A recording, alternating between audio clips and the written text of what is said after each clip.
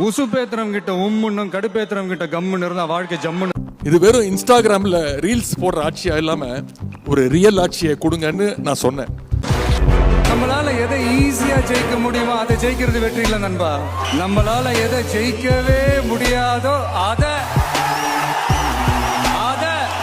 6 மாசம் இல்ல, 5 மாசம் இல்ல, 4 மாசம் இல்ல, 3 மாசமாவது தாங்குமா என்ற ஒரு கேள்விக்குறியோடு தான் அந்த ஆட்சி நடந்து கொண்டிருக்கிறது. நாம செம்மையா வாழ்ந்து காட்டுறது தான் நம்ம வாழவே கூடாதுன்னு நினைக்கிறவங்களுக்கு நாம கொடுக்குற பெரிய தண்டனை. அடி தர்ற வலியை விட பயம் தர்ற வலி தான் பெருசு. நீங்க யாரை சந்தோஷப்படுத்துறதுக்காக இதெல்லாம் நீங்க செய்றீங்களோ அவங்களுக்கே ஒரு கட்டத்துல உங்களை பிடிக்காம போயிடும்.